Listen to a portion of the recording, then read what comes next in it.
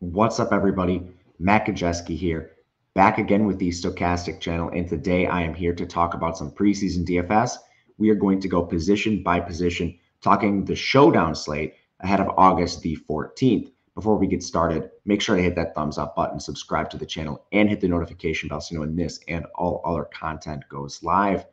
And we are brought to you today by Prize Picks. If you've never heard of Prize Picks, they're a daily prop-based contest site.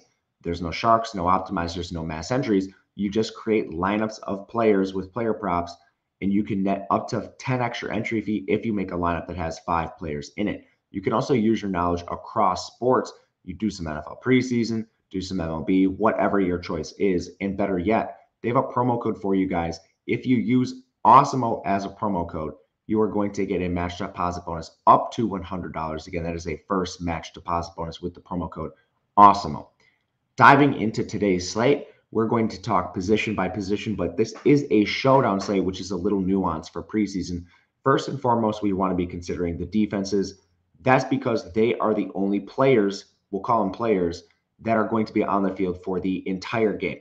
Preseason, we need to focus on playing time more than anything else for these projections, and defense are the only guarantee to actually be on the field the whole game. Not to mention, you're playing most of the game against backup quarterbacks in turnover situations where you can generate a lot of points, atypical of what we see from defenses in the regular season. So both defenses are fine here. If you're prioritizing between the two, Las Vegas is a 5-point favorite in this game against Minnesota. And I think that's largely because Minnesota will rest a lot of starters, which we'll get to. Prefer Vegas slightly, but both of them are solid. From their kickers, they're the second highest projected scorers on this slate. Both teams use one kicker, so no controversy here. Daniel Carlson, he's the kicker for the Raiders. Again, they're higher projected because they're 5-point favorites. Greg Joseph is the kicker from Minnesota. Both of them are completely fine. Diving into the quarterback situation, both these teams have three quarterbacks. The Minnesota Vikings have three quarterbacks and the Raiders have four, but we're not expecting to see the starter for either. So that leaves two for the Vikings. Kirk Cousins is out. It's Sean Mannion and Kellen Mond. They should handle all the quarterback duties here. And Kellen Mond is a really interesting piece for DFS lineups today because he's mobile. He was a starter at Texas A&M going all the way back to his freshman year, and he's been productive to this point. Now, he hasn't really gotten a chance in the NFL, but the mobility is what's key here. That separates him from every other signal caller on this slate, including his counterpart, Sean Mannion, who I think is also viable, but just doesn't have the same kind of floor without the mobility. Now, Vegas has four quarterbacks on their roster, and it's unlikely that we see Derek Carr. If he does play, it's not going to be for more than a series. So this should be the Jarrett Stidham, Nick Mullins, and Chase Garber show. And we got a little bit of glimpse of what they want to do in the Hall of Fame game, where Jarrett Stidham played 34 snaps, and Nick Mullins played 22, and Garber's played 16. Stidham is the locked-in backup to this point, and he should handle most of the work with Mullins coming in second and Garber's being a distant third. Garber's is mobile, so he has that working for him. But again, there's a pretty clear pecking order in terms of signal callers, Minnesota being the preference with two, followed by Las Vegas second with a preference towards Jarrett Stidham. At the running back position, it's kind of the same thing. Minnesota is a little more narrow than what we see with Las Vegas, and this has potential to be really narrow if Dalvin Cook and Madison sit out, which is possible. That leaves just Kenny Nwangwu, Ty Chandler, and Bryant Koback on the team, which would be three healthy running backs. Now, they have a couple others on the team. CJ Ham and Jake Vargas are pure fullbacks. Don't worry about them.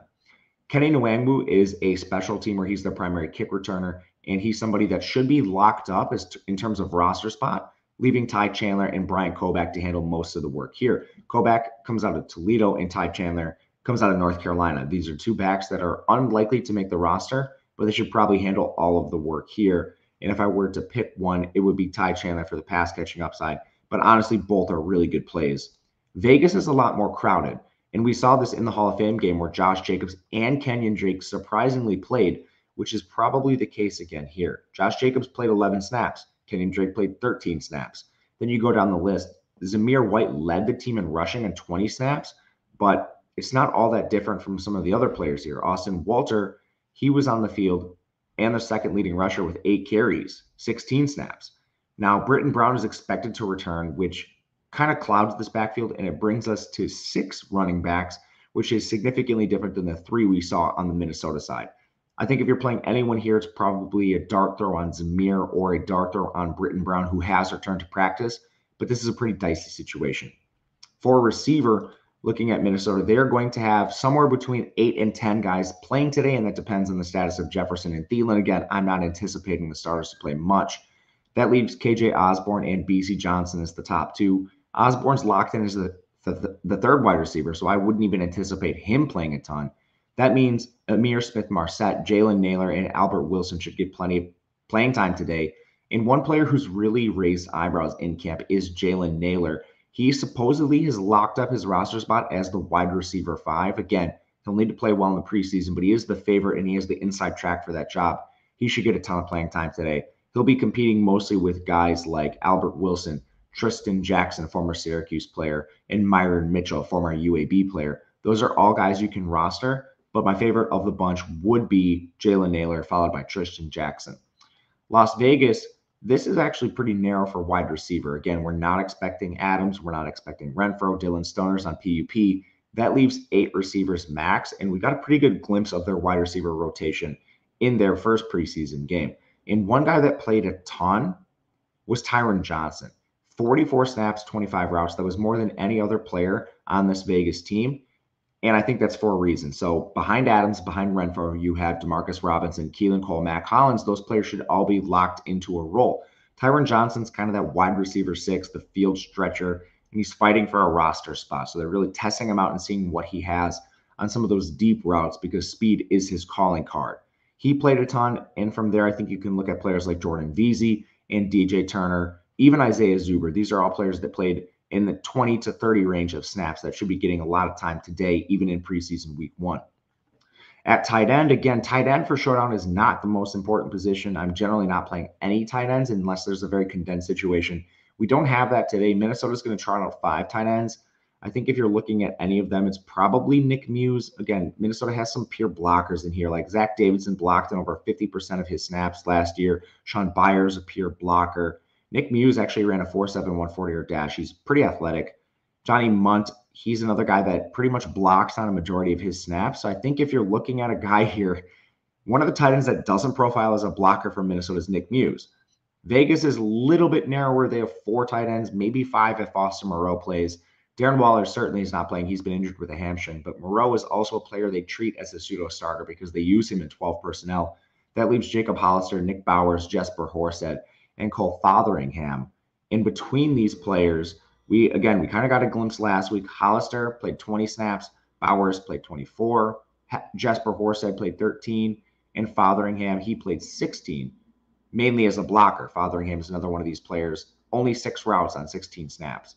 Again, if you're looking at some of these players, I think Bowers is probably your guy, but this is really risky overall. None of the Raiders tight ends ran more than 10 routes, even though some of them played upwards of 20 snaps.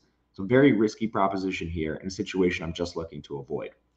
To recap, on the showdown slate, prioritizing defenses followed by kickers, then the quarterbacks with a preference to Minnesota before diving into the running backs, preference to Minnesota. Receivers are great for GPPs. Both teams have about 8 receivers projected to play, which is solid, and I think you want to focus on a couple of the guys we mentioned before. But that'll do it for us today. Let me know in the comment section what you think, who you like in today's preseason game, and which players you'll be targeting in DFS. My name is Matt on Twitter at Matt_Kajeski. Thank you guys for watching, and we will see you again next time.